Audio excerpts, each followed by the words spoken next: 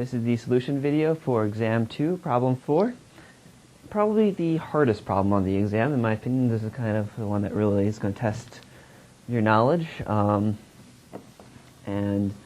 so it's actually kind of a little hard to solve. So we're going to start off here, looking at what do I need to do this.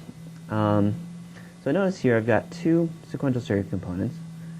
A and B are the outputs of sequential logic.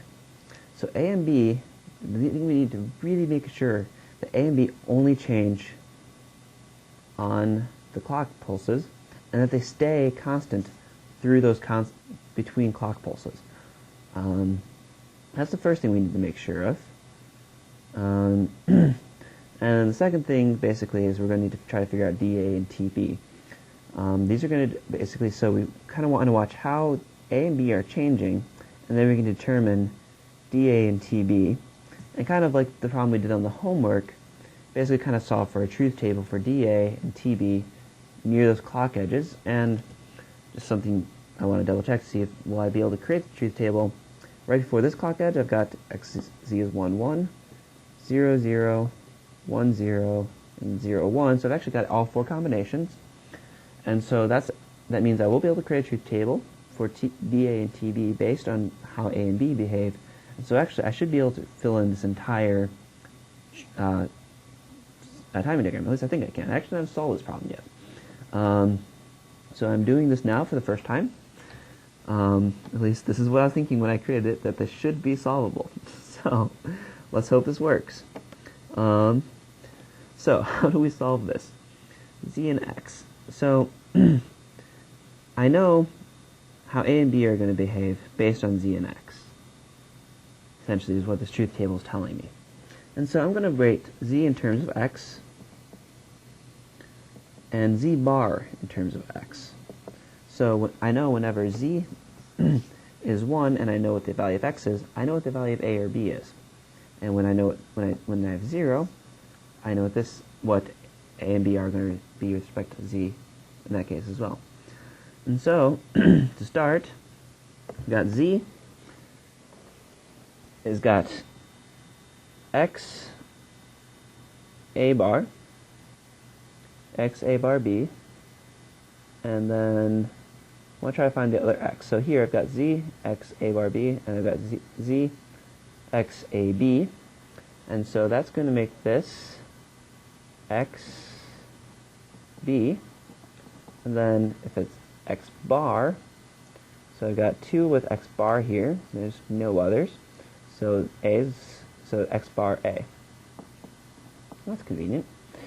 And now with Z bar, I'm going to find all the Z bars, so I've got here X A bar and X A. I've got X bar A here, so I've got both the X bar A's. Oh, wait, just redid that part. So, no, sorry. I've got X bar A bar here. So that's that. And then I want to solve for this with respect to X. And so with X, I've got 0, so this is XB, and XB bar, and we've got XB bar here, so this is XB bar. So now moving from here to here, basically I just want to try to figure out each of these as I go through it. And so I've got Z is 1 and X is 0, so I want to go Z is 1, X is 0. So that means A needs to be 1 for this expression to evaluate correctly. So let me think about this. Yeah, so this is going to be 1.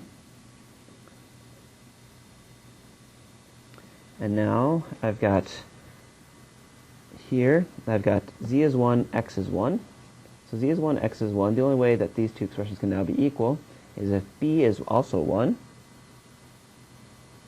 So I've got that. So I've got these first two. Now, since A and B are, I know that A and B are going to stay constant over this before this clock edge, I can fill this entire time in.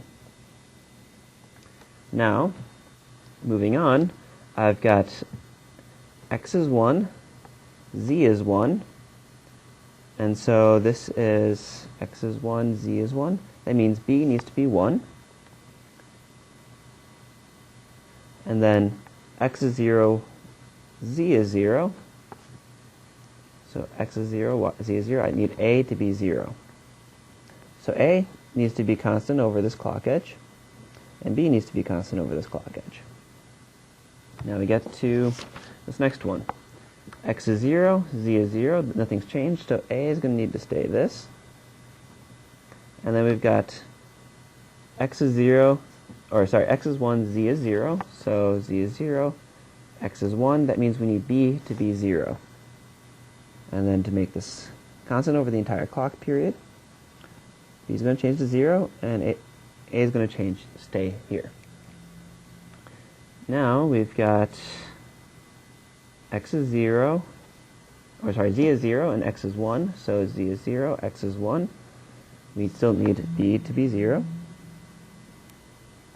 And then we've got x bar, we've got z is 1 and x bar, so z is 1 and x bar, that means a needs to be 1. And this is going to stay 1 throughout the entire clock period. This is going to stay 0 throughout the entire clock period. And now we've got x bar, z bar. So x bar, z bar, that means a needs to be 0. And we've got x, z, so that means b needs to be 1 during this time period, and it needs to be constant through the whole clock period. So now I've solved for a and for b.